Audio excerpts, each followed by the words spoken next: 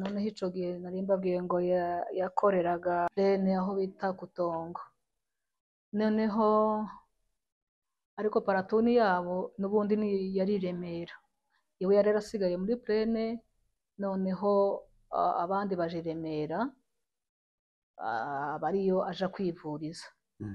Menye ko yarwaye rero ndavuga reka nje kumusura, nuko ndaza shike sanga amaze koroherwa. Ico gihe nari mpamaze icumweru ndi gutekereza ko nzasubirayo ku wa kane. Mpamaze ku cumweru ndi gutekereza ko nzasubira ku wa kane, habe ku wa kabiri turaterwa. Ku wa kabiri turaterwa, ukuntu twatewe ni ukuvuga ngo ico gihe hariho bari barafashe aho hantu nyine barabafata, basa n'ababaye nabo abaho ngaho, niko novuga gutyo. Baheze amatekwa? Bari barabafashe mateko, babagira abasirikare? baba abasirikare kandi nyine atari abasirikare, ariko babarekera aho ngaho ntibagira ico babatwara, ntibabaripotinga nyine. Noneho bukeye habaye ari ku cumweru tuja gusenga, tugiye gusenga, b'abasirikare b'abamayi biba imbunda. Ico ngubwo nyine bahise b'abamayi bahise batwara za mbunde. Uwo munsi nyine twari twagiye gusenga, n'abasirikare bari bagiye gusenga, ko hari hasa n'ahari umutekano, nta kibazo, abantu bikanga. Noneho ari umunsi wo ku cumweru nyine twese tuja gusenga, nabo n'abasirikare baja gusenga, ariko bari basize n'abana ku rugo n'ubundi. Ariko noneho iyo nzu ukuntu yari iteye, hano yagiraga imiryango ibiri, umuryango umwe hano uwundi inyuma. Nuvuga ngo bamaye baturutse muri wa wundi w'inyuma, kandi iyo nzu yari isa niyegereye nko mu gihuru ukuntu nyine, iyo nzu y'abasirikare. Bahita baca inyuma batwara za mbunde, batwaye imbunda 4, nuko baragenda. Noneho impamvu navuga nyine ngo twatewe nabo bamaye basa n'abagiye nko kuvuga amakuru, niko nobivuga gutyo. Bukeye ari nko urumva ku cumweru, ku wa mbere mu gitondo twirirwa aho ngaho nyine twumva ko nta kibazo, ariko nyine kandi twumva dufite ikibazo, kubera kuko nyine izo mbunda zari zagiye. No kuvuga ngo uwari komanda aho ngaho yagiye kwiripotinga, nyine aja kuripotingaga ico kibazo cabaye. Nuvuga ngo aho yari kuja kuripotinga n'ahantu bita muri Sange, aragenda aja kuripotinga nyine ko imbunda zagiye. Noneho habaye mu gicuku, ubwo ni bucaga ku wa kabiri, cari ku wa kabiri, hari nko mu masaa 9 z'ijoro, ngo tuje twumva bararashe. Bamaze kurasa twahise tuvyuka, kuko twari muri iyo nzu nyine, yari inzu nini. Abantu wenda bazi Remera bazabona iyi video, abantu bazi Remera, twari mu nzu, ziriya nzu bagaza bigiramwo Bibiliya z'abazungu. Hari ku mugabo rero, umugabo w'umusinzira witwa Gitwaza, niho yaratuye, ni muri iyo nzu yiwe, nka Marehemu Gitwaza. Noneho nimwe twari ducumbitse nyine. Noneho twese uwo munsi twaravyutse nyine mu nzu, kuko kera twari twaryamye urumva mu masaha 9 bwari uko buja guca.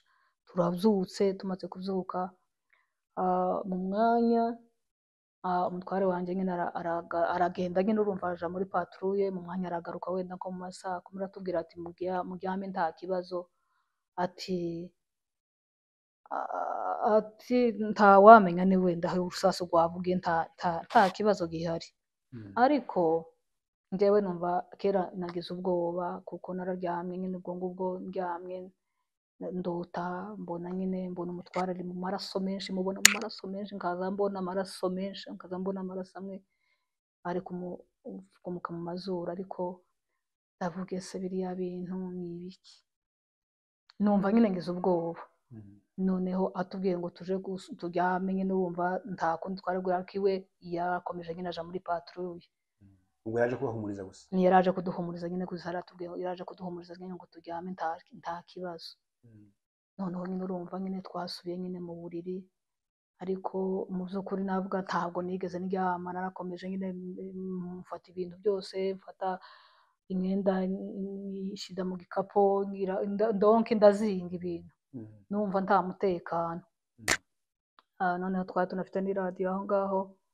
Mu mwanya haje undi muhungu w'umusirikare nyine bakoranaga, araje arambaje ngo se nta radiyo. Ndamubwiye ati, arambwira ati ese kuda gusa naho utaha usinzira. Ndamubwira ati yewe, ndamubwira ijambo namubwiye uwo munsi, ndaramubwiye ati ese kurabona ko buri buce? Ndamubwira ati nje ndi kubona budaca pe, nibona buno munsi burakeye uzamenya ko mayi itazongera gutera hano. Ubwo tukiya tuvugana gutyo twumva bararashe. Twumvishije bararashe, bahise barasa kera bageze mwika. Yego.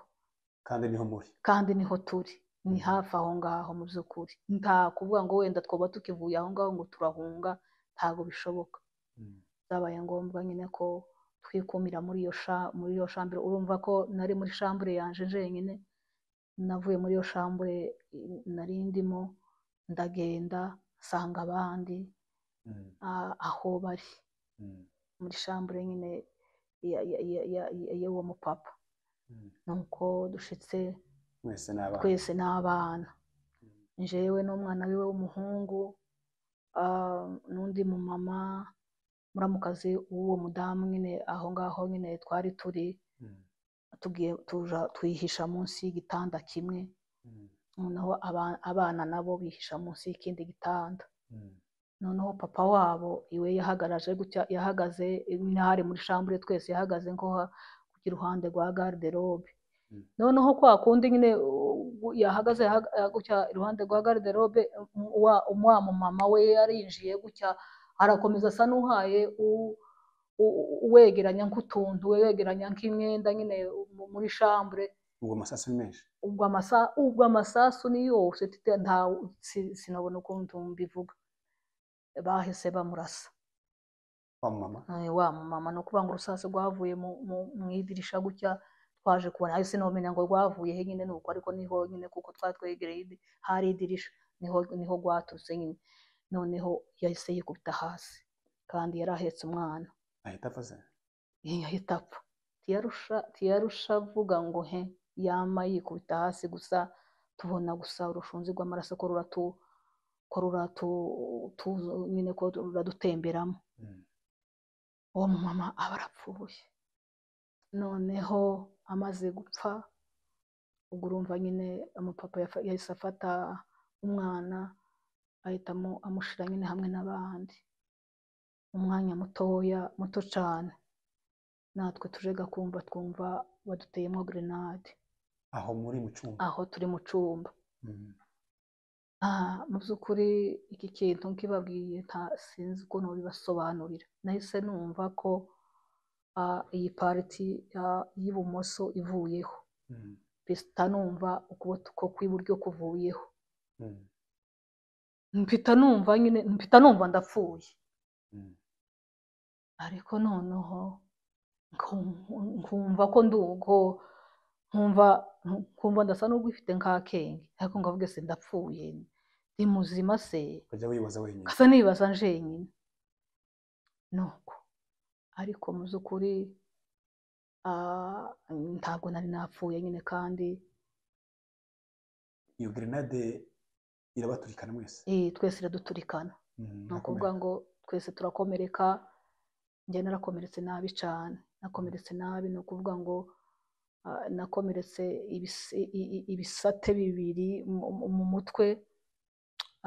Indi grenade igwa mu jisho, fragment igwa mu jisho, izindi zirasyonyagura ukuboko kose kuva ahangaha kugeza aha.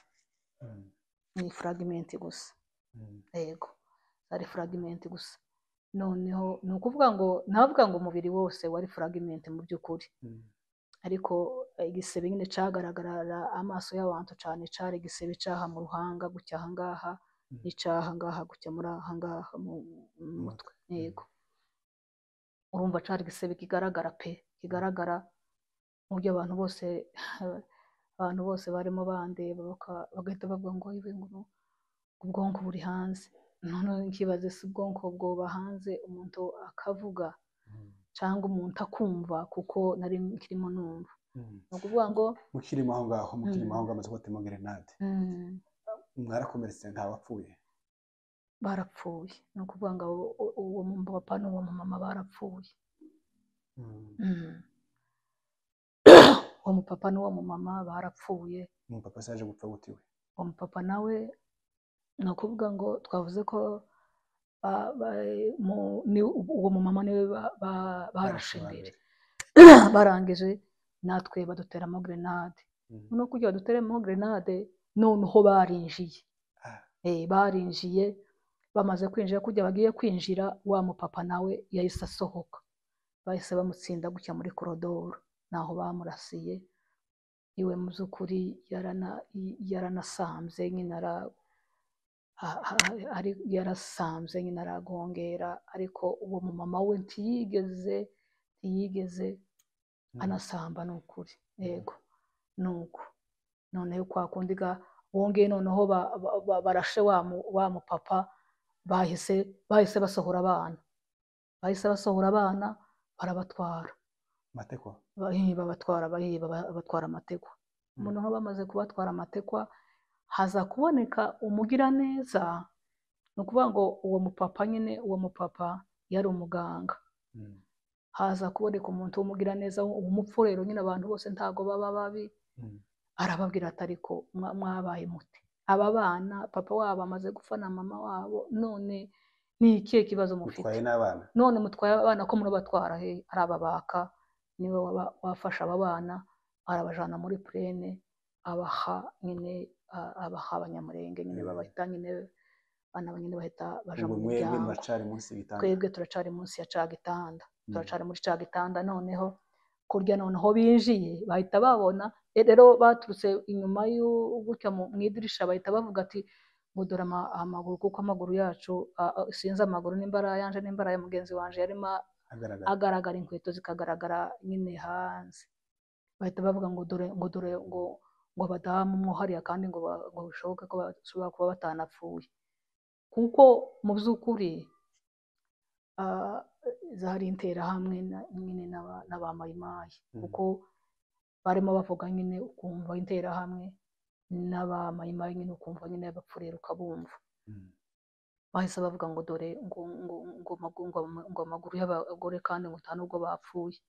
Barinjira, noneho kujya binjiye, naho amaraso yari yadutembeyemo mu by'ukuri, mu buryo udashobora kuvuga. Nabo nyine babona twapfuye. Bahise bafata ya garderobe, kuko yari garderobe ariko itaremereye cyane, ikoze muri triplex. Bahise bayiturunda hejuru, bayitugwishaho, noneho mu buryo nta kwinyagambura.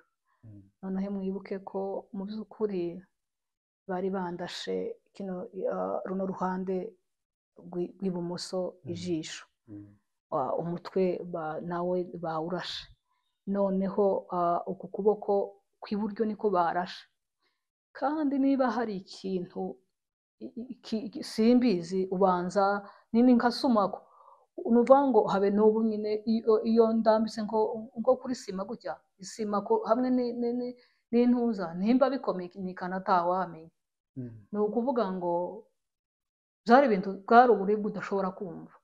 Yego, udashobora gusobanura, kuvuga ngo ahangaha niho barashe, aha niho barashe, ukuboko kuri kuri sima, aha mbega byari ibintu bidasobanutse.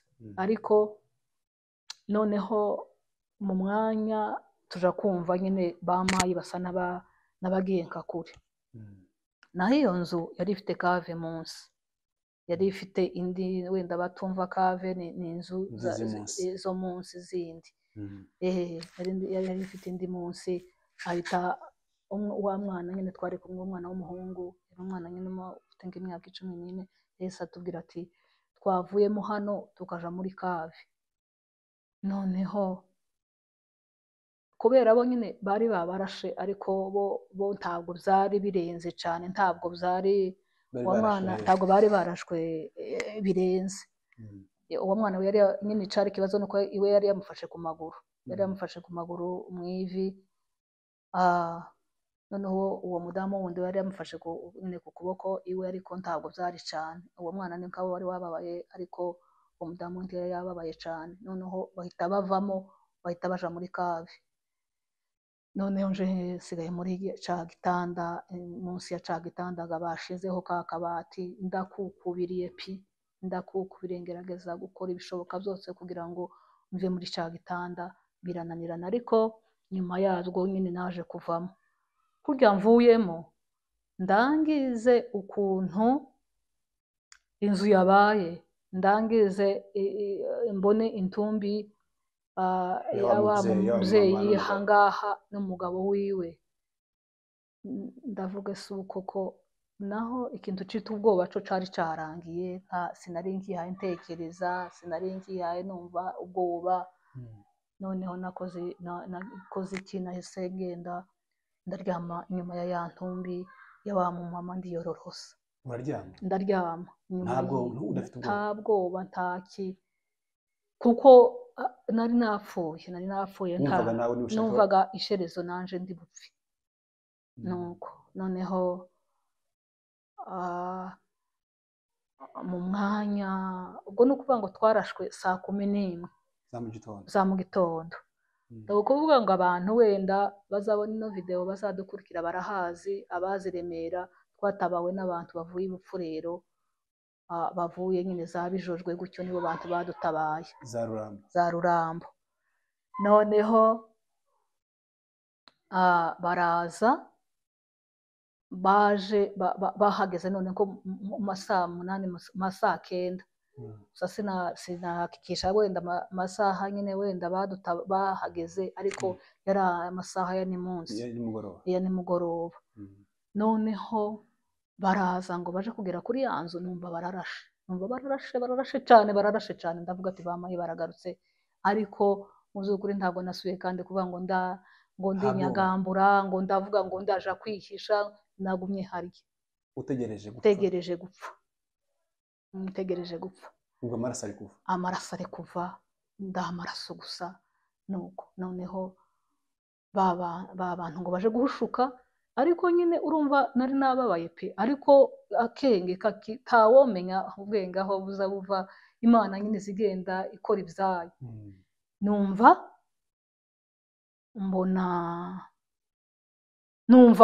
ndabyumva, numva bavuze ngo uzi ko uwo mupapa yitwaga Gitwaza, ngo uzi ko hano ngo kwa Gitwaza ngo bamaye ngo bahageze.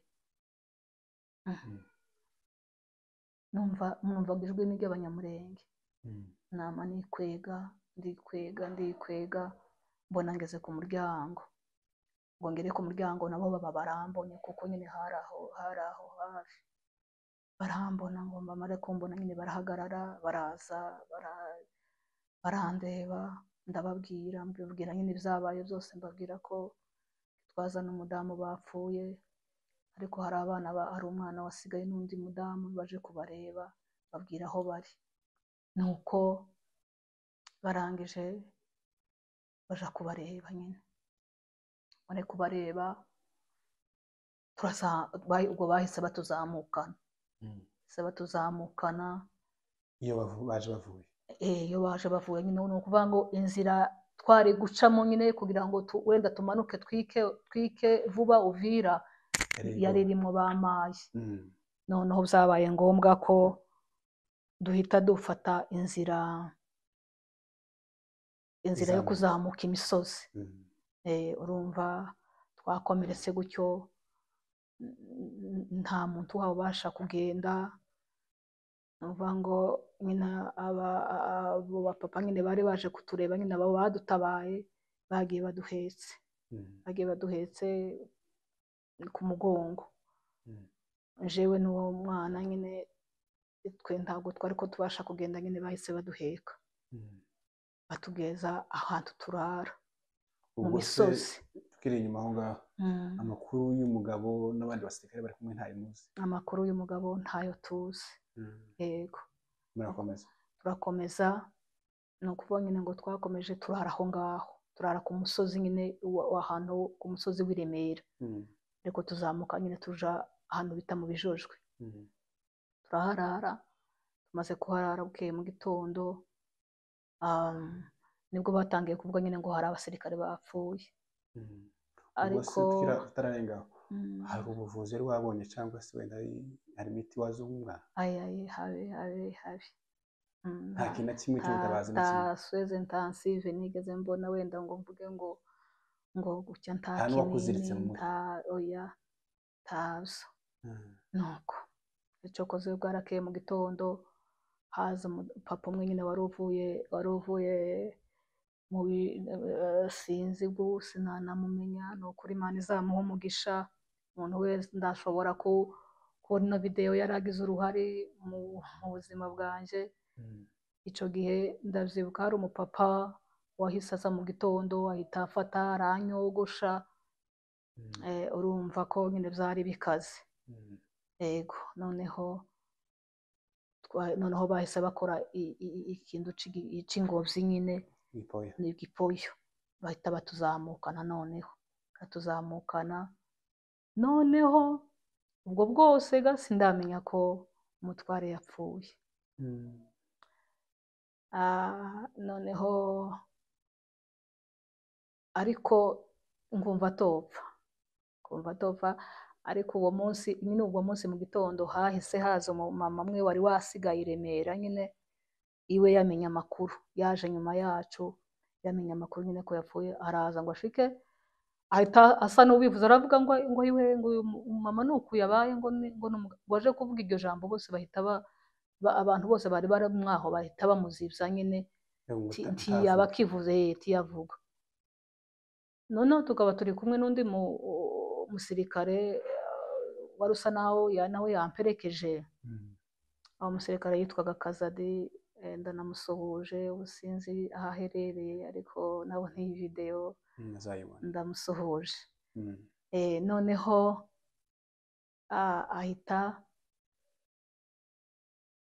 ahita ndahimpita mubaza, se Kazadi ko bavuga ngo hari abasirikare bapfuye, ninde wapfuye, ni bande bapfuye? Ahita ambwira uwo wari komanda yitwaga Olivier. Atambwira ngo ko baravuga ngo ni Olivier wapfuye, ariko yambwira ntashake no kundeba mu maso, akambwira atandeba. Ndabwira ariko naje ubwo urumva uburibwe ni bwose, sinzi uko meze muri make, naje ntahari nari mfite. Noneho ubwo ngubwo tuzamutse gutyo nzi ngo ni Olivier wapfuye. Noneho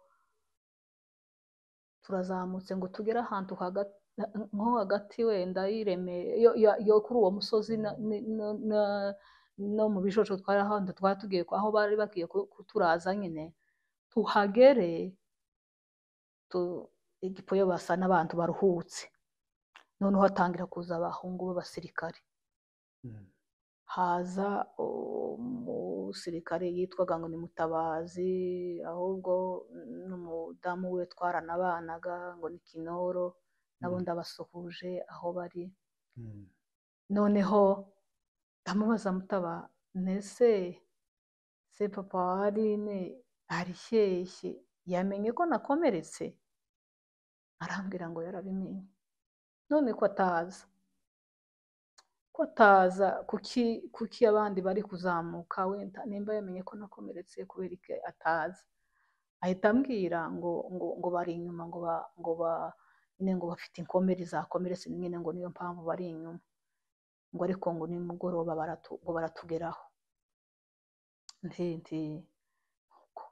Noneho habe nimugoroba, ubwo twageze nyine turagiye, baratujanye nyine batugejeje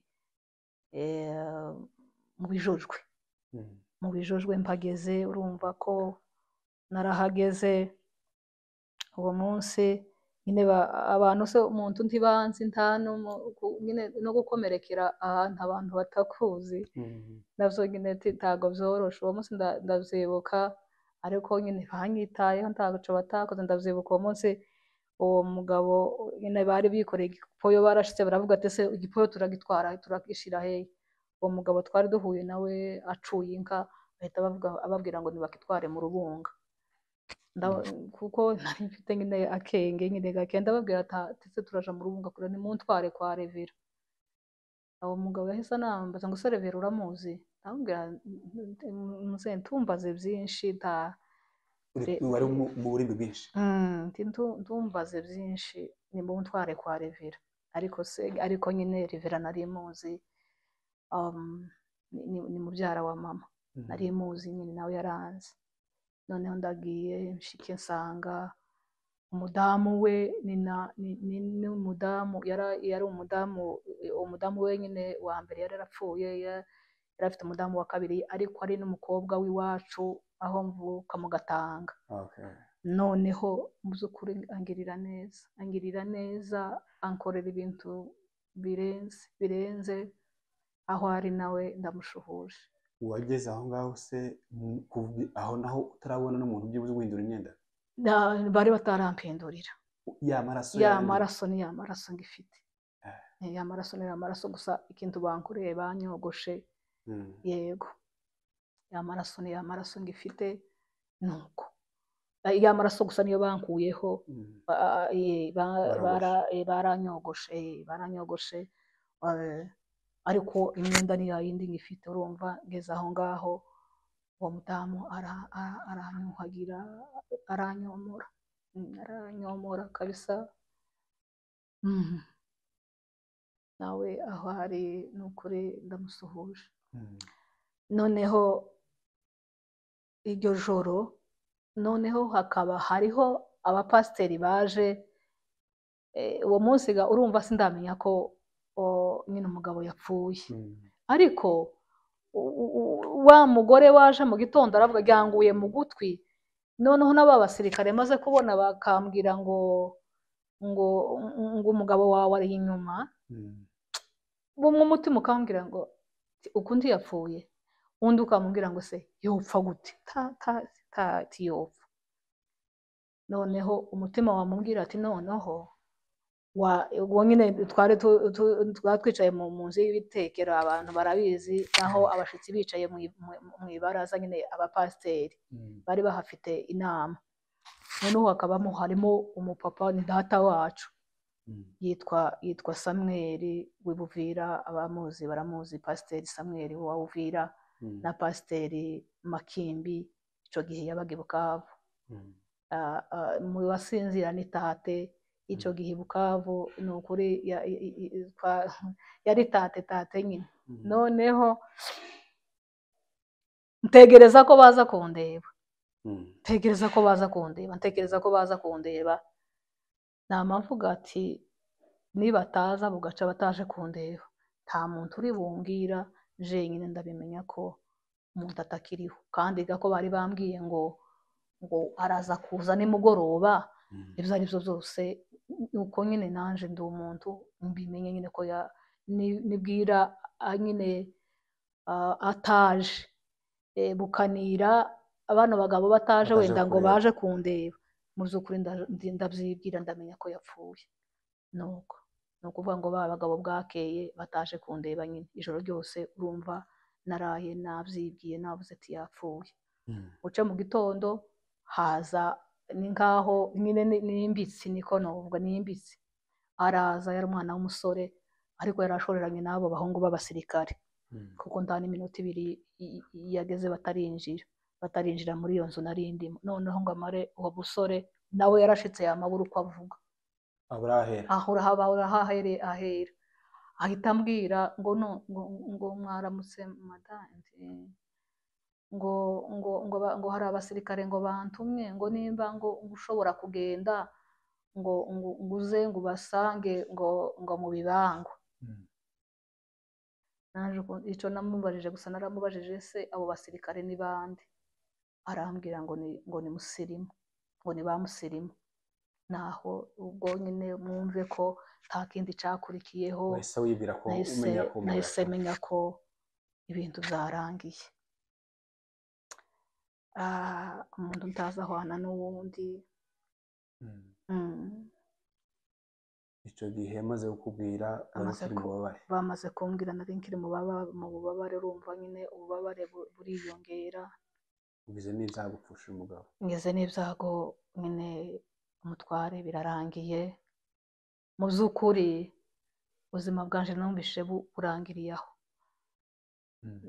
Ntekereza ibintu byinshi nkavuga ngo iyo nja kubimenya ko yapfuye imba nahagurutse naje bakamba ndasa. Icyo gihe cyose gaba ariko basa n'abahaye bashakisha, nari kuba narahagurutse. Iyo nja kumenya ko yapfuye naje mba narahagurutse bakandasa, ariko Imana ntaho umenya ibyayo.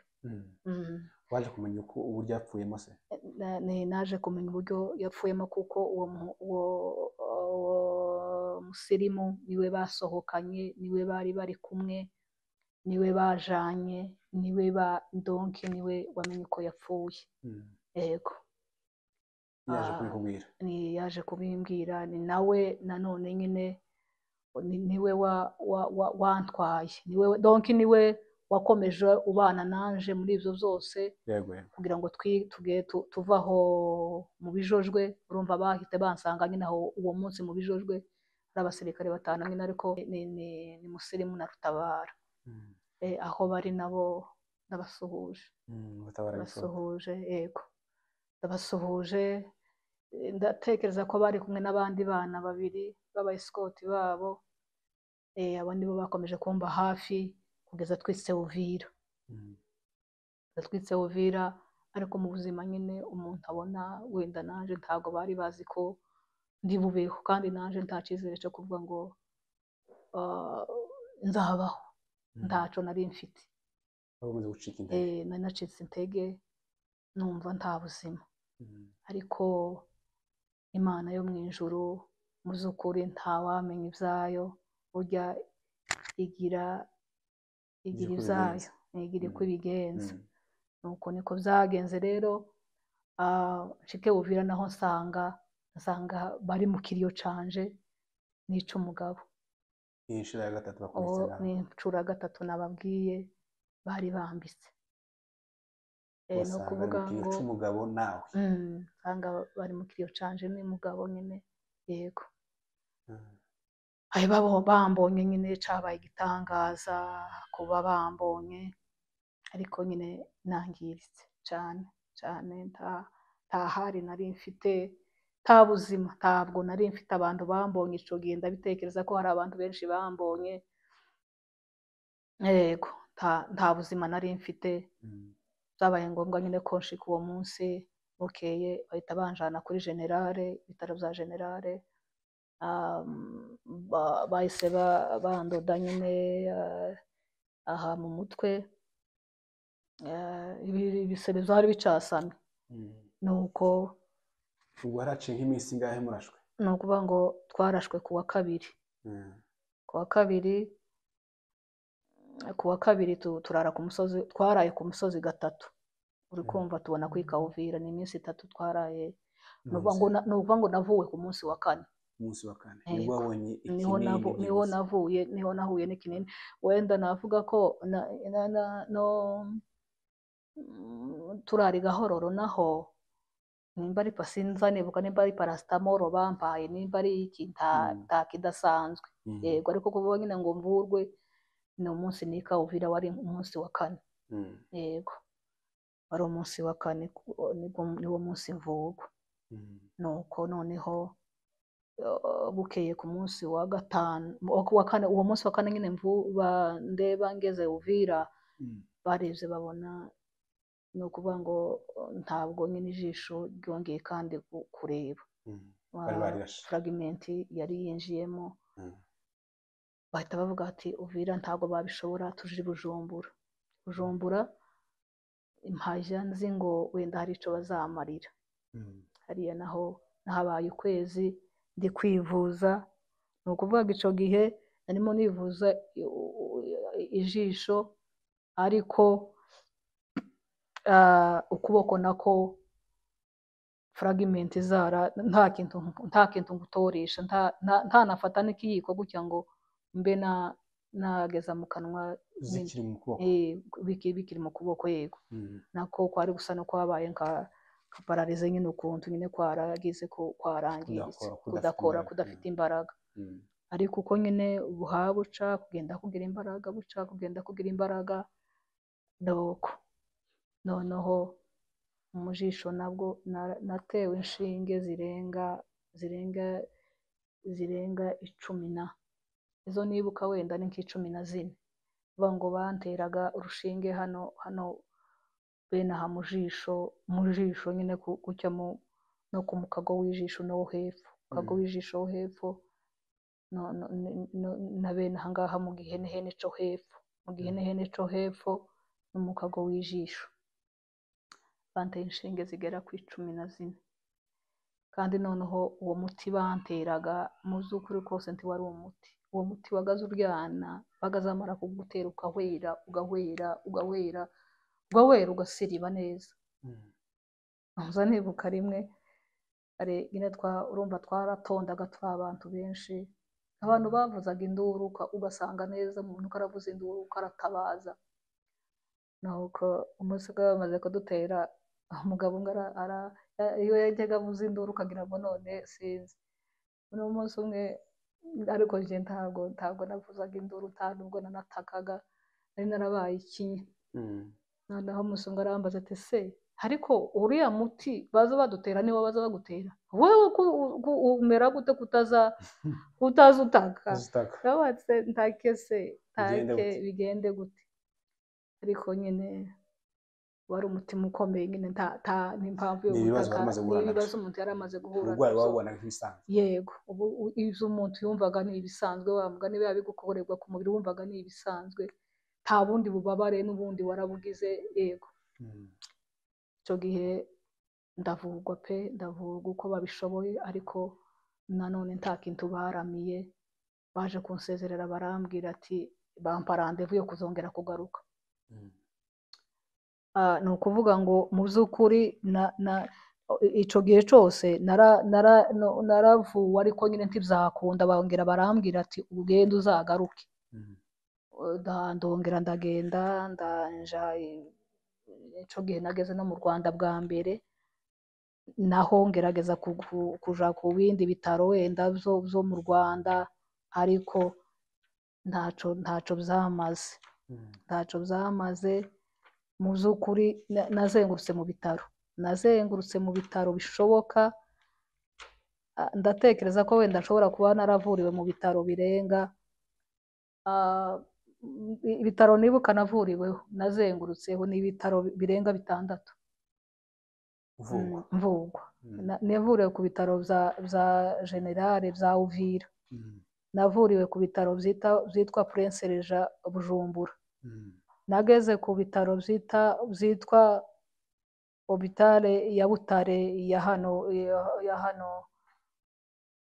nyine i Kigali ya Huye yego navuriwe mu bitaro by'abasirikare z'i Bukavu za FARC navuriwe muri Roi Faisal hano mu Rwanda hano i Kigali navuriwe ni ukuvuga ngo ibitaro byaje kumvura ariko nyine ibi byose wenda nagiye mbivurirwa mu buryo butandukanye ariko ibitaro by'amaso navuriweho ni ibitaro nyine ni iyo Prince Regent ya Bujumbura n'ibyo i Butare ho nabyo nabigezeho nyine kubera amaso noneho ibyo baje kumvura nyine neza birakunda ni ibitaro by'i Bukavu aho bita clinique ya Bwindi ya Bukavu yego aho niho naboneye ubufasha buzima ijisho nyine ntabwo byabaye ngombwa ko ndigumana ijisho barikuyemo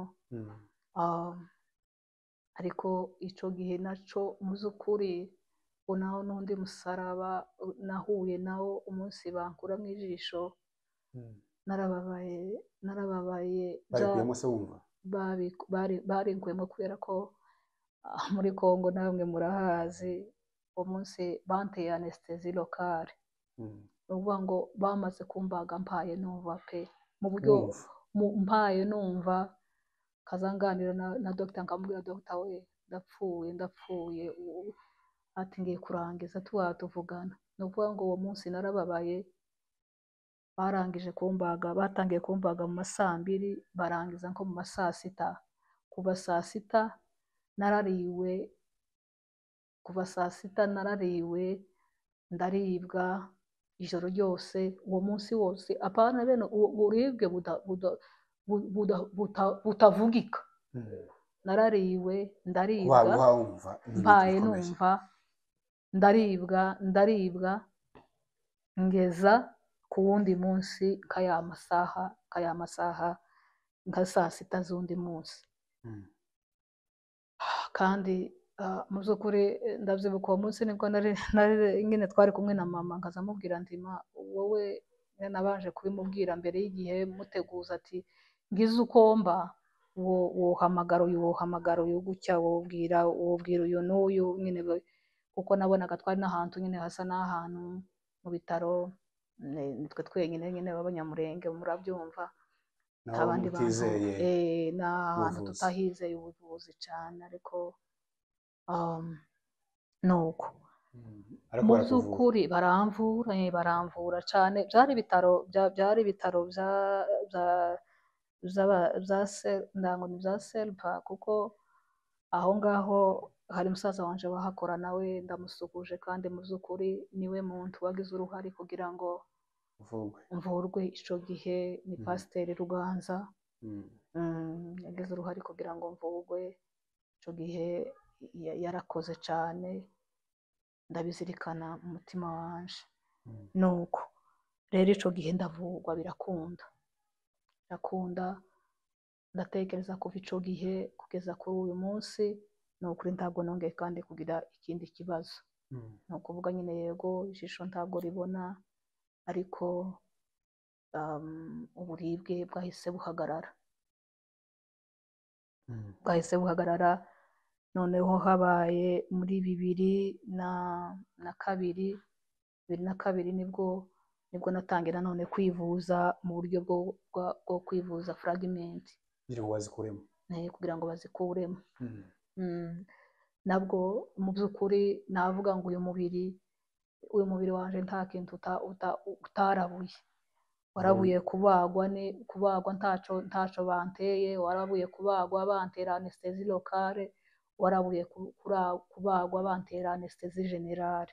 Byose ibyo bintu byose narabirabuye.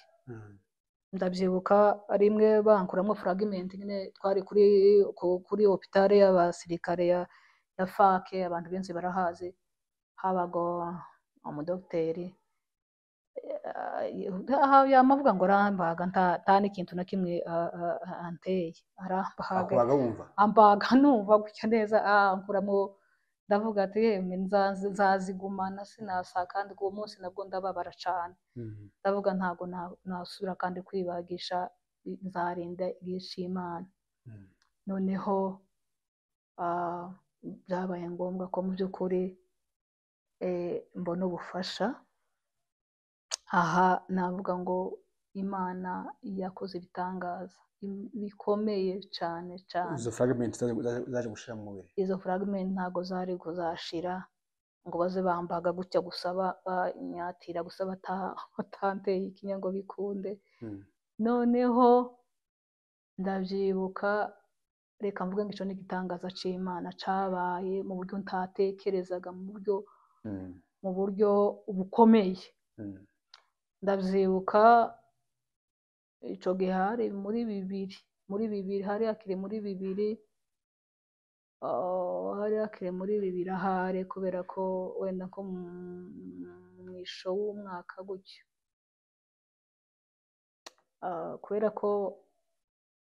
kubera ko nyine nagize ibyago mu 2000 ku itariki 4 z'ukwezi kwa 4. Nababwiye ngo nazengurutse mu bitaro byinshi nyine, birumvikana, ariko icyo gihe noneho ndabyibuka twari ahantu na mugenzi wanje, nawe ndamusuhuje ahari, yitwa Nyabakamisha.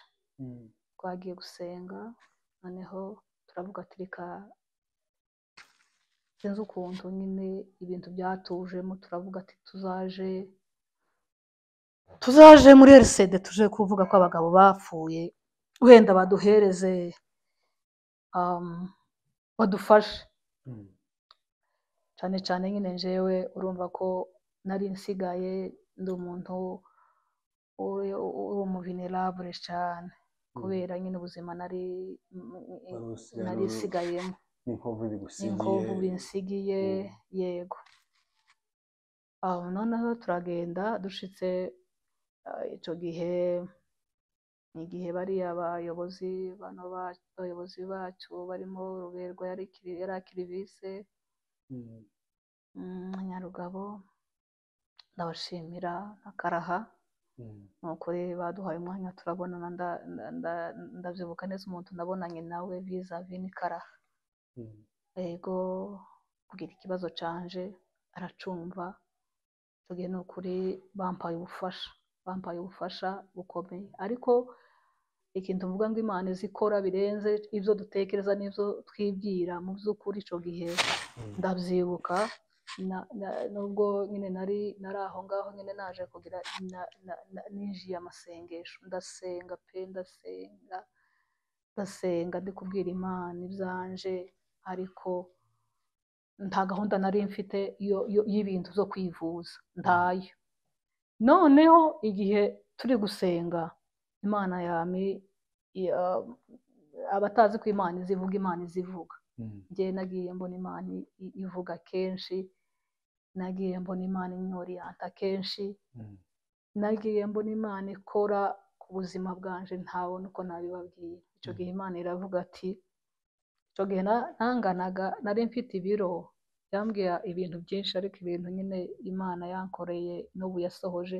Icyo gihe nari mfite ibiro, napimaga ibiro, akenshi napimaga 39, ubundi 39. Njyewe nagira byinshi ni 40.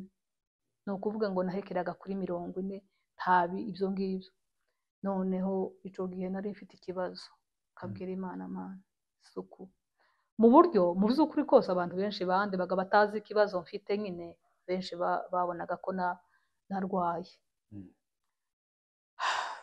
Nuko noneho babahaye ubufasha se noneho yego, abayobozi bampaye ubufasha pe. Ikindi noneho icyo mvuga ngo Imana, icyo gihe Imana irambwira ngo ugiye kuzabyibuha, kandi ikindi ugiye kubona transfert yo kuzahavurwa. Naho icyo gihe RCD yakoranaga na Faisal hano. Mwabantu ndababwira ngo Imana izikora, ni ukuri Imana izikora, narayibonye kenshi gashoboka. Nicyo gihe wagiye muri Faisal? Nicyo gihe nagiye muri Faisal. Noneho igihe nkiri muri ibyo, urumva sinari nzi naho nturuka naho nca. Ahantu nari ncumbitse, naho hari hacumbitse abahungu b'abasirikare. Noneho kwa kundi dutahutse twese twari tuvenje, nari mvuye mu masengesho nabo aho bari bavuye, urumva Imana yavuze ngo nzabona transfert. Nari nzi ngo biragenda gute, nta nzira n'imwe, kandi taho nari mfite mbibariza ngo ndavuga ngo gute. Noneho bahungu nta nzira nari nzi bizacamo. Basore batahutse barambaza ngo se ngo mama lingo, kandi ngo se hagira ngo ntabwo ukigira fragment mu mubiri, kandi arizo zuzuyemo. Arambwira ngo genda uzashake transfert ngo hariya kuri hôpital général nyine y'intuza ya Goma. Ndababwira bishoboka gute, ngaho ni munyori yantegera numva uko bimeze. Barambwira nyine, bambwira uko bimeze. Ndababwira ngo iyo transfert ni ukuri ko yari y'Imana, nyine yari imvugo y'Imana, ntabwo byigeze bingura. Nahise mbona transfert, mbona na bwa bufasha, mbona ubufasha kandi bwinshi, ubufasha bwambeshejeho. Siniganyira, sinasabiriza, uriga uravugwa, ndavugwa, sinagora abantu. Kandi icyo nicyo kintu nasabaga Imana, nabwiraga Imana ngo Mana, aricara nkabwira Imana, Mana urabizi nibandaga kuri iriya jambo rivuga ngo uri se w'imfubyi ukaba umurengezi w'abapfakazi. Aho niho iryo jambo naribwiraga Imana buri kenshi, nkabwira Imana sinshaka ko hari umuntu nzagora mu buzima bwanje, sinshaka ko nzaba umutwaro, sinshaka ko nzaba ikibazo. Imana yarabinkoreye, ntabwo nigeze mba umutwaro ku bantu wenda ngo murabizi nyine iyo umuntu yapfakaye mu by'ukuri tuba imitwaro, ni ukuri turabizi, tuba imitwaro mu bantu nyine, uba wapfakaye utagifite uwawe nyine mwavuganaga nyine ubwira byose, ahasigaye ga nyine uba ugiye kuba umutwaro w'abantu. Ariko ndashima Imana ko ndabaye umutwaro w'abantu. Imana agiye inyiyereka kenshi, tanga inzira. Icyo gihe ndaja kwivuza muri nyine njya muri Faisal. Mu by'ukuri kiriya gihe kuvurirwa muri Faisal yari amafaranga menshi pe, menshi, sinzi ko nari gupfa nyine kuyabona, ariko Imana irayatanga. Namaze icyumweru muri Faisal barambaga. Icyo gihe ndabyibuka bankuyemo fragment zigera kuri 24 mu mubiri, mu mutwe, ahantu hose, mu maboko. Nuko icyo gihe nabwo banteye mbere banteye anestesi lokale. Yego, noneho icyumweru ngo gishire bongera nubwo bampa randevu yo kuzogarwa. Ni ukuvuga ngo muri Faisal nahavuriwe ibyumweru 2. Urumva ibyumweru 2 ni ukuri kose yari amafaranga ndobasha sinzi utazopfa ubonye, ariko nyine ni RCD yishuye icyo gihe, sinanamenye ngo nangahe, sinanamenye ngo ni gute, ariko mwumva ibitangaza by'Imana zikora abantu batakora. Nuko icyo gihe mbona ibitangaza by'Imana mu bintu, nuvuga ngo mu by'ukuri Imana icyo gihe yaranyiyeretse ndayibona, irakora ndabibona, irangiza impa ubufasha bwa icyo gihe. ni ukuvuga ngo murumva ko ibyago nabigiriye mbi Bukavu, ariko biba ngombwa ko nimuka nkaza mu Rwanda. ni ukuvuga ngo mu Rwanda nahageze 2021. Yego 2021 nahageze 2021. Urumva izo zose Imana yaramfashije, iramfasha, mbona uko kwivuza, noneho mbona n'ubwo bufasha, mbasha kubaho, mbasha kwitunga, mbasha kubaho.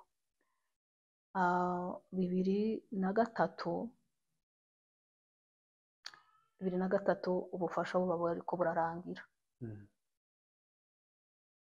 Ubwo nari mfite nyine bumaze kurangira, nigira inama yo kuja ku ishuri, kubera ko nari naracikije amashuri. Nababwiye ko nigeze kubaho umuganga, ariko urumva nyine ko ntabwo nari narize amashuri ngo mfate diplome. Zabaye ngombwa ko nanone nabwo nshaka uko wiga, ariko kandi ntabereye abantu umutwaro. nta muntu nabereye umutwaro muri uko kwiga kwanje. Nanone nabwo nabisabye Imana irabinyemerera. Hari association yabaga Nyanza yitwa Girimpuhwe. Iyo association yabagamo umupapa twamwitwaga ngo ni Directeur Kigugu, nawe ahari ashobora kuzumva ino video. ni ukuri ndamushimira kuzo yankoreye. Imana izakomeza ibimwibukireho. Icyo gihe rero yaramfashije nabwo ndiga, mbona diplome d'etat. no kuvuga ngo natangiriye mu wa 4. Mu wa 4 niho nari nararangirije, uvuga ngo nsubira mu wa 4 ndiga. Nahise nambara uniforme umumama umunyeshuri kimwe n'abandi nja muri interna ndemera nyine nja muri interna ndiga mbona diplome maze kubona diplome ahubwo diplome nayibonye 2007 yego 2007 2008 urumva nari ntangiye kongera kandi gutekereza ko mbonye diplome ubuzima buragenda gute ngiye kubaho gute ariko nukuri Imana agiye ariko ndababwira nubwo icyo gihe cyose nagiye Imana yagiye inyereka pe yagiye ikora ndayibona mbona gukomera kw'Imana mbona imbaraga z'Imana ariko nza ntekereza ko nshobora kuba narabaye mu ahantu naje ntari nzi ngo ndishye imyaka 9 yose yarashize kuva 2000 kugeza 2009 ni nkabwo nikanguye ndavuga ati reka mve muri ibi reka mve muri aka kinjiro nongere mbe umuntu nongere ntekereza ubuzima bundi kuko wari wabaye mu buzima bw'agahinda gusa nari mu buzima bw'agahinda gusa nukuri nari mbayeho ndaseka ntavuga nabayeho ntavuga ndaseka ndi umuntu uteye ubwoba kandi mu buzima bundi busanzwe naragwaga n'ibyishimo no guseka ubusahari umuntu ikintu cyose umuntu yavuga cyaransetsa ariko urupfu ni ikintu gikomeye cyane nagazo ndeba n'abandi bahabaseka nkavuga ese kuriya muntu karaseka kuko iwe karaseka n'iki kimusetsa ariko kari agahinda nageze agahinda imyaka 9 ndaseka ntavuga ndi ku ishuri n'abandi muri interna nzibuka hari umunsi umwe hari umwana umwe yigeze umukobwa nyine twigana yigeze ambaza arambwira ko mamari mu by'ukuri tukubajije aba bantu bose tubana wowe ushobora kumenya umuntu izi amazina 2 kuko naho nari narababuriye ku buryo kwa kwigunga kurenze uburyo kurenze uko umuntu abitekereza noneho nireba cyane nyine napfakaye ikindi noneho nareba urugingo rwanje rwavuyeho nagaza nshaka kwireba muri miroir nukuri pe nashaka kwireba muri miroir nagaza nireba muri miroir buri gihe nkagira agahinda kumva sinshaka kwireba ariko Imana ikomeza kunyereka muri ibyo zose ikagenda impumuriza mu by'ukuri n'abantu bagenda bampumuriza hari abo hari igihe uba mu kibazo iyo uri mu ikibazo cy'urupfu ni ukuri kw'Imana agaza numva ko ninjenje nyine nta wundi muntu wera wirabura wari wabona ko ibi bibazo mbwira abantu ngo naje gutekereza ko wenda hari abandi bantu bahuye n'ikibazo nk'icyo nagize cyagiye cyo mu Gatumba urumva njye nagize ibibazo muri 2000 mu Gatumba hajya ni 2004 nibwo nabonye gutekereza ndavuga ati abantu bo mu Gatumba nyine abasigaye benshi nabo bahuye n'ibyago ngibyo nahuye nabo ariko icyo gihe cyose nko mu myaka 4 yose numvaga nta mugore w'umunyamurenge waraswa nta nireba ukuntu nsigaranye ijisho rimwe kavuga tawe noneho nkagaruka mu mateka yanje y'ubukristo kuntu nakoreye Imana kavuga ngo Mana we se niki ni ukuri kw'Imana nitekereza nareba kabona nta hantu na hamwe nigeze ncumura ku Mana taho nagaza nishira ku minzani kabona nta hantu urebe iyo myaka yose yego se ntago nigeze mbana n'umugabo ngo vuge ngo ndabana n'umugabo pe ntago twabanye kenshi nyine urumva yari umusirikare ariko nahagaze mu gusenga mpagarara mu kurinda ubuzima bwanje bw'umubiri n'umutima. Ndahagarara ndarwana ndakataza, noneho ibintu bimbayeho nkibaza se Mana we ni iki, ariko buri gisubizo kubyuka umuririmbyi uravuga ngo rimwe na rimwe Imana igisa nkaho itakiri kumwe n'ubwoko bwayo, maze abanyabwoba batizera bagatera umusaraba w'umugongo. Ibyago iyo bigeze ku mukristo bimutera gukomeza urugendo. Ibintu nkabyibuka ari ijambo ryafashije, ari ukwishimishe ibyishimo bingana n'iminsi watubabarijemo n'imyaka twaboneyemo ibyago. Iryo jambo niryo ryamfashije mu buzima bwanje. Nahoraga ndisoma nkabwira Imana ngo Mana nyishimishe ibyishimo bingana n'ibihe wambabarijemo, gahora nyibwira buri munsi. Ni ukuri Imana ntago yandetse, ntabwo yigeze indeka habe n'umunsi n'umwe. Nagiye mbona gukomera kw'Imana kw'ibihe byose. Naringeze ahantu nizera amashuri nayo ndararangiza, amaze kurarangiza 2008. Urumva ko ikindi nagiye niyakira gutyo, navuga ngo nagiye niyakira kubera ko ukuntu ngenda mbona ibintu. Ndavyibuka ndangije ishuri 2008, nari nciga 2007, nari mu mwaka wa nyuma nyine wa gatandatu, umwaka wa gatandatu. Nagiye kuba ahantu aho bita Igatagara. Igatagara ni mu kigo aho naho nzavuga ngo Imana yahanjanye kugira ngo ije kuhanyigishiriza. Mu kigo cy'impumyi? Ni mu kigo cy'abantu utamenya uko bateye. Amaze nshike ndahigira, namasanga ndi muzima. Aho narahaba nyine, ari musaza wanje wari uhaba nyine, nahagera nyine ndavuze ngo Imana yahanjanye nahubwira ngo ihanyigishirize, nyereka abantu bariho kandi batariho, bariho mu buzima munsi yanje. Wewe wiganyira gute? Icyo gihe numva ndashubijwe, numva tangiye kuza ntekereza ku mbaraga z'Imana. Ese bano bose abantu Imana ntiyabaremye ibashaka, none uko ijisho niryo wakumva ko Imana yaragusigiye amaboko, yaragusigiye akanwa kawe, noneho natekereza nireba, urebe ukuntu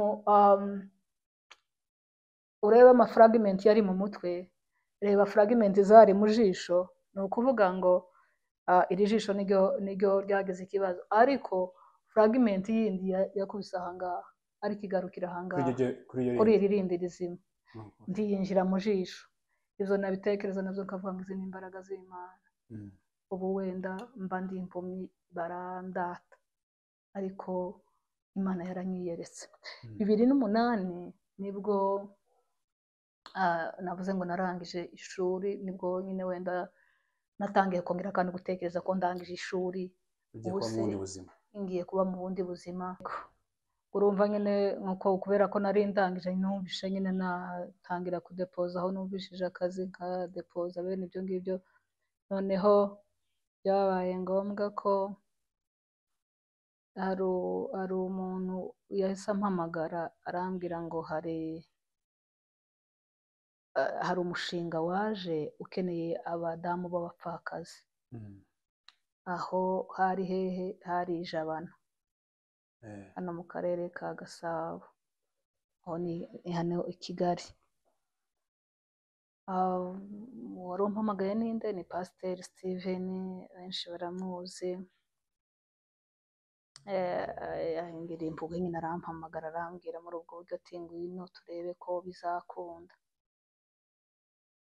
Noneho barimo bafata nyine abagore b'abapfakazi kugira ngo bakore muri muri uwo mushinga. Ndahashika gusa nanone haba indi offre ndabyibuka hari ku ntuze muri compassion, yari compassion ya Methodiste, ni naho nasengeraga muri Methodiste i Nyanza. Ndabyibuka uwo munsi ngiye gukora, Aline yahise, ni umukobwa wanje yahise, kandi yari akiri muto, ariko yahise ambwira ngo mama we ngo noneho ngo nutsindwa nyine ngo nukuri ngo nuko nyine ngo umenye ko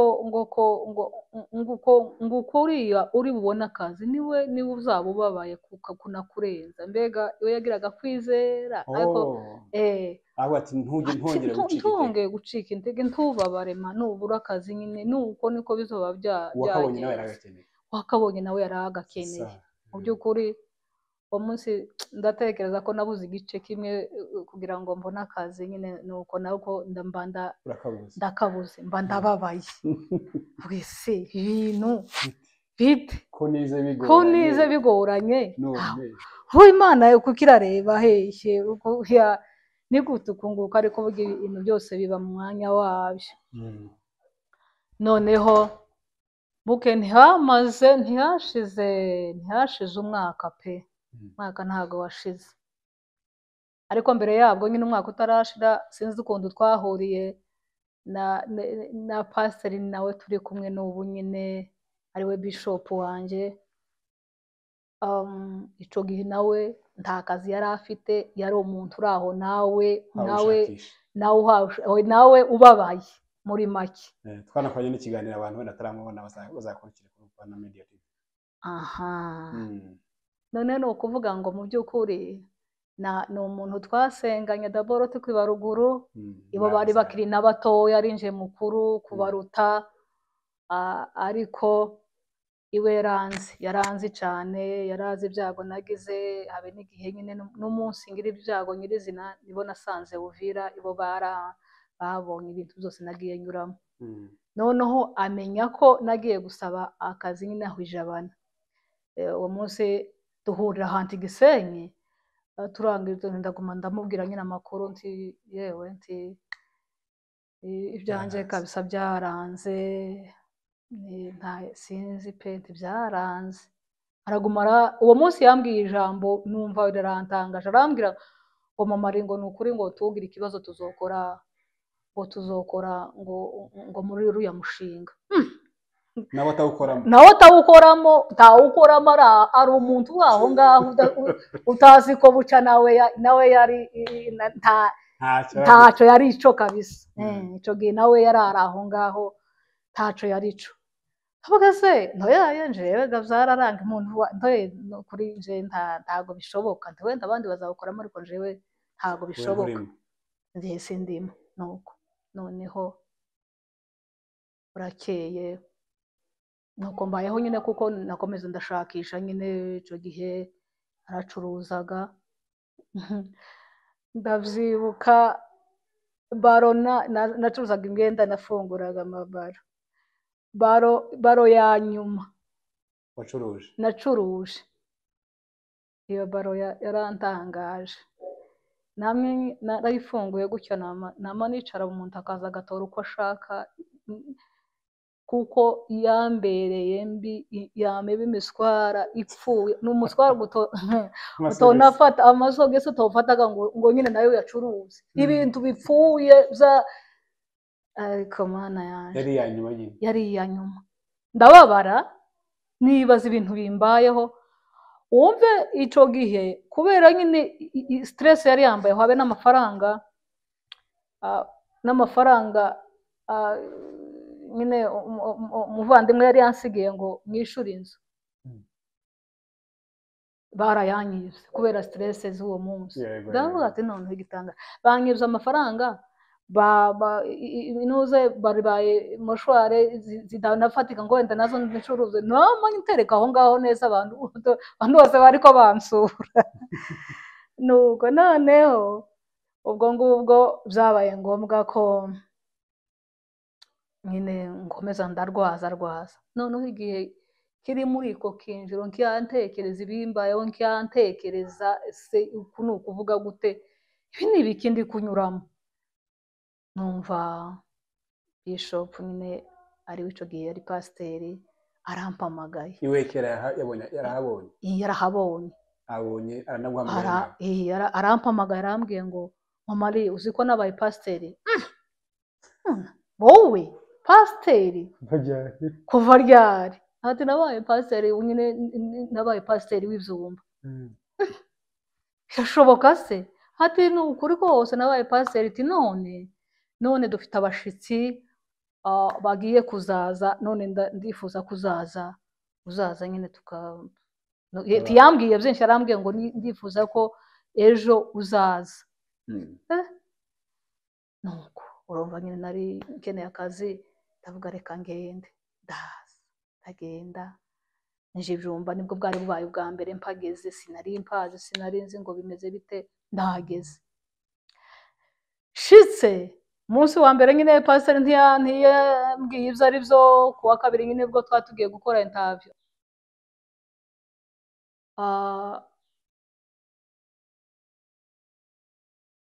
biba gutyo badukoresha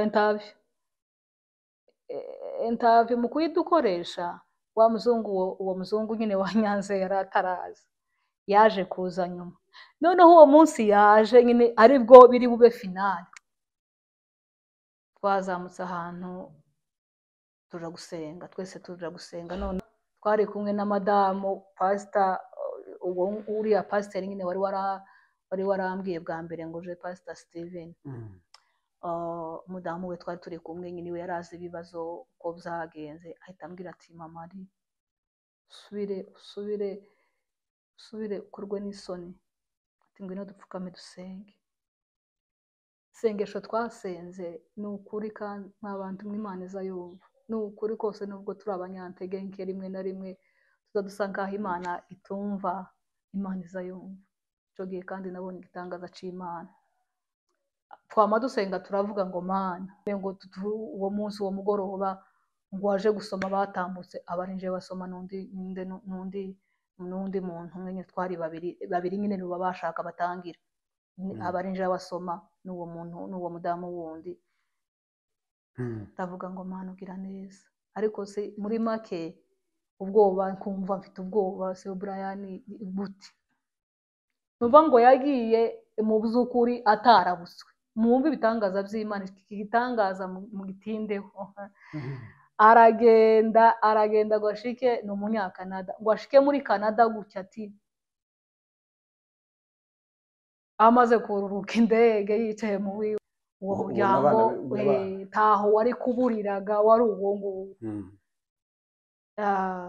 buce Imana ikorera ibitangaza urumva mu by'ukuri Imana yampa ahantu ho gutura nashitse mu nzu ahantu twari tuje gutura mu by'ukuri naje ubwanse mbona n'ibitangaza by'Imana mbona n'ibitangaza bikomeye uvuga ngo inzu yisangemo ibintu byose kila kitu byose ibyo wifuza ko bigomba kuba mu nzu yawe iyo nzu ni ukuvuga ngo nitwe nyine bayubakiye gutyo barangije baduha abana b'imfubyi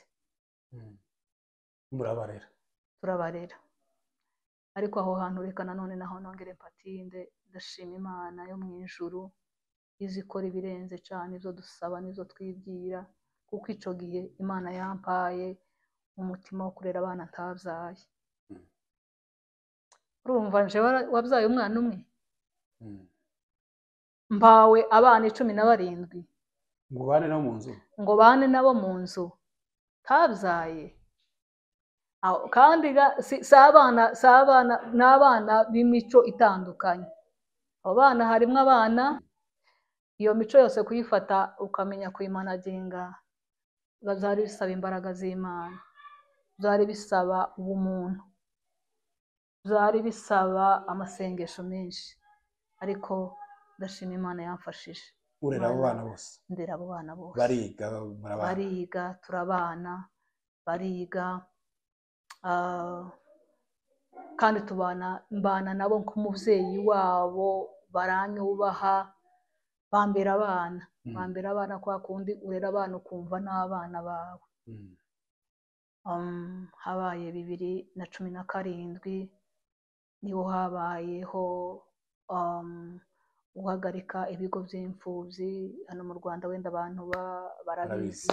Yego, kubera nyine leta, sisiteme ya leta yari ihindutse. Abo bana nabo nyine nuko natwe n'icyo gihe ikigo cyafunzwe. Ariko mu by'ukuri abana kugeza n'ubu ngubu banyita mama aho bari hose, baransura, turasurana. N'ubu niyo hariho batatu bamaze bane, navuga ko wenda 2 nibo bakoze amakwe religieuse nyine, abandi banyuze mu nzira nyine navuga ngo zitari ariko barubatse. Bamaze kubaka 4. 2 bakoze ubukwe bwiza cyane. Mu by'ukuri nje wababereye umubyeyi, banyita umubyeyi, banyita mama, kumva ndishimye. Igihe natekerezaga ko mfite umwana umwe, ntabwo ariko bimeze. Ubwo buzima bwose wabubayemo ubu ngubu amateka yarahindutse. Amateka yarahindutse. Ni ukuvuga ngo icyo gihe nyine, icyo gihe 2017 nyine nuvuga ngo ibintu byose byahise bihinduka. Urumva Izumba niho nari ntuye, niho icyo kigo cyabaga. Ariko abana nyine bimaze kuba ngombwa ko basubira mu mafamiye, byabaye ngombwa ko naje ndimuka nzi Kigali. Ariko icyo gihe kandi natwe tubona ukuboko kw'Imana. Icyo gihe umukobwa wanje yararangije kwiga, Aline, ahita abona akazi, kandi akazi keza karadufasha. Tuba muri Kigali, nta muntu, turongera kandi tubona Imana, nta muntu tugoye. Nta bintu nyine zo kumva ko abapfakazi ni imitwaro y'abantu. Yego, kandi nyine niko biba bimeze, nta kundi nyine niko biba bimeze. Kenshi nyine abantu abenshi baba imitwaro. Yego, ariko Imana yabanye naje. Noneho wenda asubiye inyuma 2014 nanone nibwirije nanone gukomeza ishuri rya kaminuza. Wize na kaminuza? Ndagenda ndiga, kandi mfatikanyije nyine nuko kurera abana. Ndigaga muri weekend, ndiga ndarangiza, nize muri social worker. Ubwo uri muri sansi? Ndi muri sansi. Izo murumva atari bitangaza. Nyuma y'izo ntambara ibibazo, kuraswa, ibiki, kubera ko mu by'ukuri nakundaga ishuri cyane birenze urugero. Ariko ibyo mbikesha muzehe wanje papa, kuko yari umuntu ukunda ishuri, ndetse na data bukwe. Ni ukuri baransapotingaga mu bitekerezo byo kumva, kuko nababwiraga ikintu cyo kwiga bakumva ari ngombwa. Ariko sinshake ko hari umuntu ngora. Nkabanza nkicara nkabwira Imana ngo Mana, ndashaka iki n'iki. Nta muntu nshaka ko ngora, nta muntu nshaka ko nzamubera umutwaro ejo, ngo nuko ndafite nyine ndi umupfakazi. Nakomeje mbwira Imana. Ni ukuri Imana nagiye nyifata kenshi nka papa uri hafi yanje. Nayifashe nk'umugabo wanje ngomba kubwira ibyo nkeneye byose, kandi yagiye ibikora. Ni ukuvuga ngo mu by'ukuri Imana narayibonye. Njyewe sinavuga ngo bige bajye bavuga ngo ego nari mvuze ati Bibiliya tujya dukunda tukavuga ngo Imana ya Isaka, Imana ya Iburahimu, kubera ibitangaza Imana yagiye ibakorera, yagiye ikorera Isaka, yakoreye Iburahimu. Nanjye nza numva ko Imana ari Imana ya Nyirabihinda Leokadi yawe yanje, ndashobora kuvuga ngo numvanye ubundi cyangwa n'undi wayimbwiye, ahubwo njyewe nagiye nyibonera mu mirimo yayo ikomeye yagiye inkorera, igenda impisha mu bintu byinshi, nagira ngo nihebe igahita yentervena, n'ukuri kose igahita yentervena mu buryo buri speed. Yes, turi kugenda tugana ku musozo. Yego. Ubwo buzima ni burebure, hari abantu wenda bari guhita babyumva, wenda banabibayemo nabo. Kugeza uyu munsi hari nk'abantu bagiye bagufasha, abantu bagiye bagira ikintu bafasha gukorera mu buzima bwawe. Ni nk'abantu nk'abangahe, wenda ni benshi, ntabwo wenda twavuga amazina yabo, ni benshi. Hari nk'abantu nka 2 cyangwa 3 ushobora gushimira bati harakoze mu ruhare ku buzima bwaje. Abantu ni benshi, ni ukuri. Buriya navuga ngo ubuhamya bwazigiye kugira ngo mbuvuge pe. Ibi bintu dore nabyanditse muri 2022 ko ari ubuhamya ku itariki 7 z'ukwezi kwa 4 2022. uri kumva, hari igihe nyine umuntu avuga ngo ibi nari narabyanditse mvuga ati wenda ashobora no gupfa, ariko umuntu uzatora aka gatabo azasangemo ibi bintu. Ntabwo nakwibagirwa gushimira abantu bamfashije, babanye nanje, bagendanye nanje muri kiriya gihe. Iyo umuntu yagize ibyago, ni ukuri reka mvuge iki kintu, nagaza mbona umuntu ngiriye neza, kibaza se uyu muntu yabikoreye iki.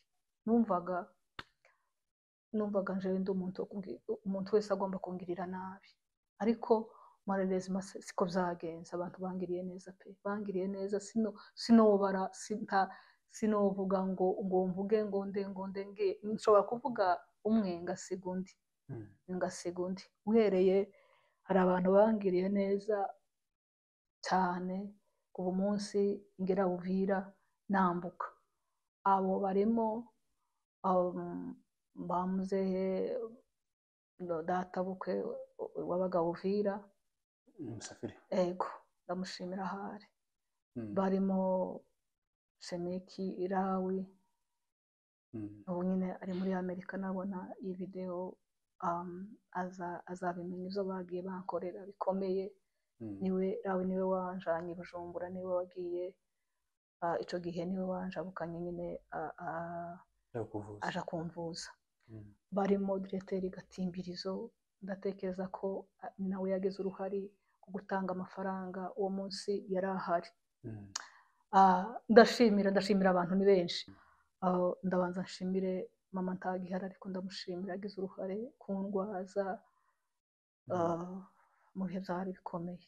Mama na papa ndabashimira. Papa yagaze abura nk'ikintu yumva kugira ngo nshimishe. Ndashimira papa, yabanye nanje mu bihe byari bikomeye. Ndashimira papa Rugira, ariwe muramu wanje mukuru, wanyakiriye akantunga, akabana nanje mu buryo bumwe n'ubundi. Ndamushimira umuja yakoze, ni ukuri ndamushimira. Na madamu we ndabashimira, bakoze ibyo bari bashoboye. Ndashimira Shaka, ni muramu wanje, ni murumuna w'umugabo. Shaka iyo mugezeho mba numva mu by'ukuri kose ntaco nobona muvugaho, kuko yankoreye ibintu ntobona nabivuga mu buryo moralema. Shaka yari umuntu ubundi hari ukuntu ateye, agira igipindi cyinshi. Niwe wari kubana nanje nyine muri ico gihe, kuko nari mbabaye. ariko yagerageje kunyomora ibikomere akanzanira ibipindi byinshi kugira ngo ankuremo ibitekerezo nari mfite muri icyo gihe birenze. Yabanye nanje mu buryo murarema, yabanye nanje. Imana ni ukuri izajye imuha umugisha aho ari hose. Ndashimira nawe ni muramu wanje ni Manase Sonzu, ndamushimira ku byo yankoreye. Ndashimira kaka Gatimbirizo, sinobona icyo muvugaho iwe, kuvuga ngo sinobona icyo muvugaho iwe, ibyiwe birandenze. Iyo ngize ngo mvuge ibye birandenga. Yakoze byinshi ku buzima bwanje, byinshi bifatika apana kuvuga ngo gutya. Ndabyibuka ibi, reka mbivuge kuko ni ubuhamya wenda nawe nabwumva azamenya ko muzirikana. Nambaye ibitenge bya Gatimbirizo 5. Birakoze. Yego, si ibitenge gusa, ni ukuvuga ngo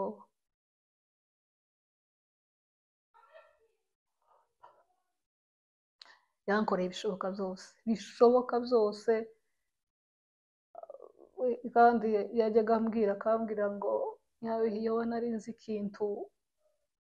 ikintu cyose cyo kumara agahinda ntugikora. Yabanye naje. Imana ikomeze imwibukire kuri ibi yakoze. Ndashimira nshimira muri rusange, ariko ndashimira Pastor Ibinyonyo Fidele ariwe turi kumwe n'uyu munsi. Nawe sinza mbona ukuntu namuvuga, niwe tiyo, Imana niwe muyoboro Imana yanyujijemo kugira ngo ngere kuri uyu munsi ndiho. Imana izimugirira neza, kandi ni ukuri ni umuntu udasanzwe kuri nje, ni umuntu udasanzwe wenda no ku bandi sinzi, ariko nje kuri nje ntasanzwe. Umuntu Imana yanyujijemo umuyoboro w'ubuzima, yemewe ntacyo womuha, ariko azamenya ko muzirikana umunsi ku wundi. Ndashimira na Directeur Kiguga ahari, ni ukuri nababwiye ko ari we nanone watanze uburyo bwo kwiga bwa mbere yanje. Uwo muntu nawe aho ngaho niho ibintu byose byagiye bifungukira. Pastor Kigugu, Directeur Kigugu ndamushimira. Nanone ndashimira hariho musaza wanje yitwa Gahungu Jire, nawe yabanye naje mu bihe bikomeye, ibihe byari bingoye bikomeye. Ni ukuri ndamushimira, yambaye hafi, yarankonsoye cyane. Yabanye nanje ibintu ntari gushobora arabinshoboza, mu nama ntari gushobora nazo arazinshoboza. Undi nshimira nakomeje kumuvuga ni Pastor Muriri. Ni umuntu twasenganye kuva tukiba mu Mibunda. Noneho iwe ni role model wanjye pe.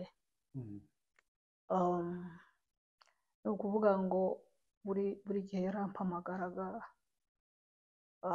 akambwira ijambo rinkomeza, ijambo ryo muri Bibiliya rinkomeza, amagambo ni ukuri yagiye ankomeza, ni amagambo yagiye ambwira. Kandi nawe ni umuntu ugira morale, rimwe na rimwe yaguhamagara akagutera nk'urwenya gutyo, ukagaruka waba uri muri mood mbi ukabura garutse, ukagarura ibitekerezo. Aba bantu ni ukuri kose ntaco nubaha, ntaco nubona mvuga. Nanone undi muntu nshimira ni Grande Sere witwa Aime, uzamukunda. Yabanye naje nawe mu bihe byari bikomeye byinshi twabanye nawe. Nanone undi muramukazi wanje witwa Nyamahoro. Abo bantu ntaco nobaha, yemwe abantu navuga ni benshi. Nawe ni muramu wanje no witwa Sukuma.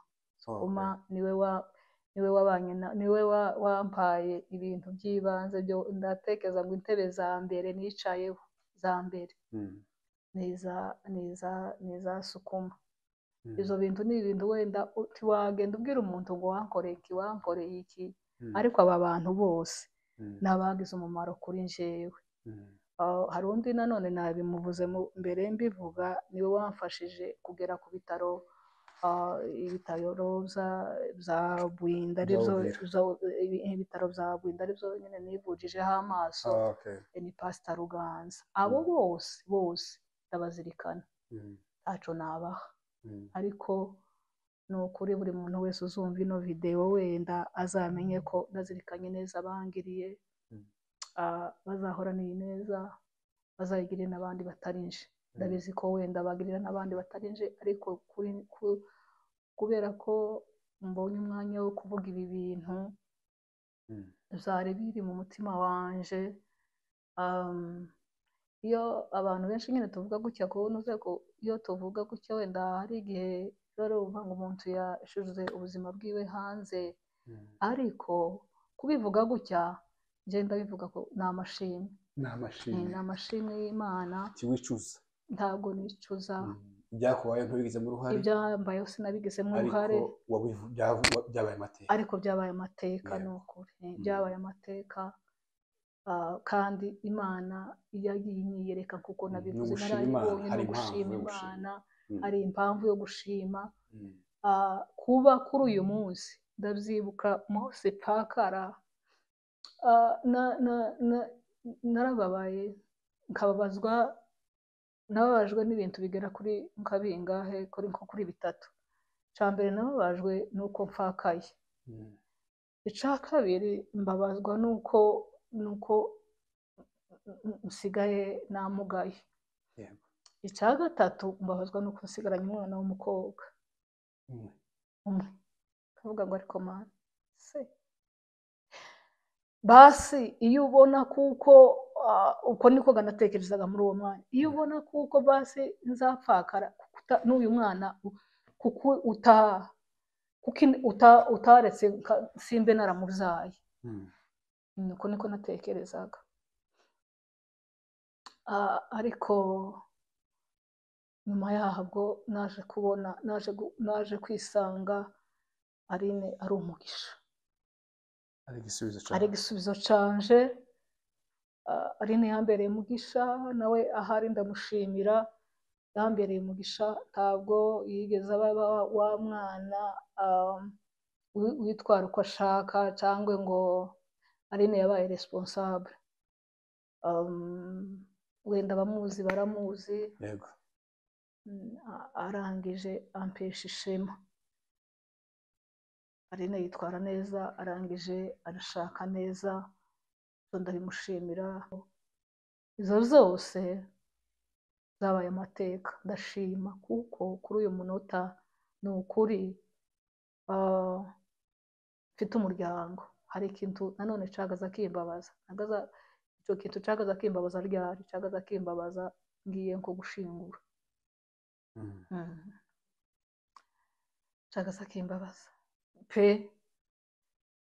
Gushinguraga iyo tugiye gushinguraga, hari ukuntu bazavuga ngo umuntu wasize ngo abana ngo bangana gutya, agavuga ati yarabyaye, yagize gute. Noneho ugahita umwe ufite uku umunsi wanje uzaba umeze ute, uzaba usute uwo munsi. Bazahaguruka bakavuga ngo nuko kumva icyo kintu kikambabaza, ariko se cyambabarizaga iki kandi nzoba napfuye? Ariko nyine ntibyoboraga gutekereza, narabitekereza nkavuga se uriya munsi uzaba umeze ute. Ariko mu by'ukuri ubu ndashima ko icyo kintu cyamvuyeho, kongera gutekereza ngo se uriya munsi uzaba umeze ute. Bazabivuga, ibyo bazavuga bizaba binejeje, ko bazavuga mfite umuryango, mfite abana, mfite abuzukuru. Icyo ntacyo Imana itakoze, ntacyo Imana tuyishinja. Ni ukuri, ni ukuvuga ngo hari ijambo riba muri Luka njye napfakaye meze nk'uriya mukobwa nk'uriya mukobwa napfakaye meze nk'uriya mudamu uba muri Luka. Ni muri Luka ibice ni 2 umurongo wa 36 baravuga ngo hariho ni muri Luka bice 2 umurongo wa 36 baravuga ngo hariho n'umuhanuzikazi witwaga Ana mwene Fanuweli wo mu muryango wa Asheri. Yari umukecuru wa kera amaze gushingirwa, yamaranye n'umugabo we imyaka 7. Naje imyaka yanje kubana n'umugabo ni 7, kuko muri iyo myaka yose nibwo twabane nyine yari 7 nta nubwo twanaba twanje no kuvuga ko ari umwaka umwe twabaye gutyo nyine kuvuga ngo tubane, ariko nyine myaka twabara wenda ni 7. Ndamupfakara kuva ico gihe turashima Imana yaturinze. turi gusoza ntacyo Imana itakoze. Ntaco twashinja Imana, ibyo Imana akoze ni byinshi. Nawe ufite amashimwe, ubu n'ubuhamya bwubaka bufasha umuntu kuva mu buzima wabayemo ukaba uri kuri ubu buzima. Hari sacrifice umuntu aba yaratanze, hari icyo umuntu yaba yarigomwe, hari icyo umuntu aba yariyemye. Ni ukwegera Imana, ni ugusengera urugo, ni ugusengera warangiza ugakora ukaniga. Tekereza ko ibyo bintu byagufashije. Numva twasoza, hari ikintu twaba twibagiwe? Ndumva mu by'ukuri nta kindi twibagiwe. Ibyo twavuga ni byinshi, ariko katurangiriza aho. Impamvu yo kugira ngo tuvuge ubuhamya mu by'ukuri nifuza ko abantu bazabwumva, nababwira ngo ntaho Imana itakura umuntu, itamugeza. Murumva ubwo buzima bwose nari ndimo bwari ubuzima bukomeye, bwari ubuzima umuntu yavuga ngo tekereza kuvuga ngo umwana umwe w'umukobwa uricaye. Kandi noneho ikindi wenda nakoze gikomeye ni ukwicara ku mwana umwe w'umukobwa. Benshi nyine hari igihe batabyumva, kandi hari igihe babivuga ko uko umuntu wese yabivuga uko ashaka, yego uko abyumva. Ariko kandi jewe reka mvuge ngo wenda kuvuga ngo ubutwari bwanje ntabwo, ariko nza nshima Imana ko ndataye umwana wanje. Ndabizi neza ko hariho abagore benshi bananirwa kwihangana bagasiga abana babo bakabasiga bakaja nyine, uko niko bimeze nyine. kandi benshi barabasize, hari abo twafakariye rimwe barabasize, hari abandi batabashije kubihanganira. Ariko ikintu ndashima Imana yo mu ijuru ni uko umwana wanje atambuze. Nuko narenze isezerano. Hari isezerano twagiranye na papa wiwe atarapfa. Ni ukuri ibi bintu ndabishima Imana kuko narenze iryo sezerano nkarikomeza, sintererana umwana wanje. Kuri ubu jewe igihe nyine namaze kubona ibyo byose naratekereje. Ubwo si uko abantu wenda batari kukubwira ati, kandi niko kwari ukuri, umuntu wese wari kukubwira ati taha umwana umwe w'umukobwa, taha nibyo byari byo kwari ukuri. None mu Banyamulenge nibi noneho turabizi umuco wacu niko kuri. Ariko nje hahise hanzamwe ijambo rivuga ngo nagaza ntekereza ibintu twavuganye nyine n'umugabo, nkabona ngiye kwica isezerano twagiranye. Ikindi noneho natekereza buryo ki umwana nyine, none se namusize se ninde wundi wamugirire impuhwe zirenze njewe izo naba namugiriye? Agiye kuba imfubyi hose. None natekereza ico kintu nkavuga ni njyewe nahuye n'ibibazo, ibi bibazo nahuye nabyo ni ukuri kw'Imana birahagije. Ibi oya nibizaza bizaza ntibizaza birenze ibi ngibi, nazo n'ibizaza bizaza biri nk'ibi, n'ibishaka ntibizarenga, uko bizaza kose ntibizarenga. Ariko Aline ntakagira ikizamuhungabanya, ntakagira ikizamuhungabanya uhereye mu kwiga, mu kubaho kwiwe, kandi Imana irabikundira. Icyo nicyo kintu nzashima Imana ko Imana yabinshoboje. Aline ntiyahungabana, ngasohoza umugambi njyewe niyemeje gukora. Aline ntiyagira ikintu na kimwe abura ku bwanje. Ariko iyo nemera nkagira gute, kavuga ati reka nje mu bundi buzima wenda nshaka bwiza, ahubwo nibwo nari kububura, nari guhora ntekereza, nari guhora mu mubabaro. Ubu ntabwo nza nicuza, nabuke sinshobora kwicuza ngo mvuge ngo kubera iki byagenze gutya, oya, nta n'umunsi n'umwe nicuza. Imana yagiye inshoboza kugeza kuri uyu munota. Rero reka mbwire abamama b'abapfakazi, twihangana mu by'ukuri.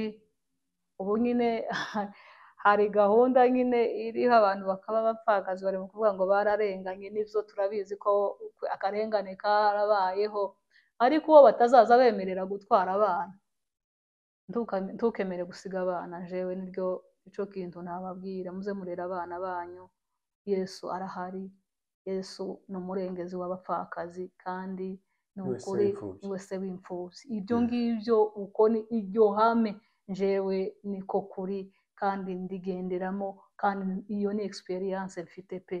Yesu ni se w'imfubyi, kandi akaba umurengezi w'abapfakazi, aza turengera kutuko yorengera umugore ufite umugabo. Yego, murakoze cyane. Murakoze cyane, Imana ibahe umugisha namwe. Kandi pole n'ubuzima ni burebure, ariko shima Imana ko mukiriho kandi mubifite ubuzima. Shima n'Imana ibyo yakoze. Yego.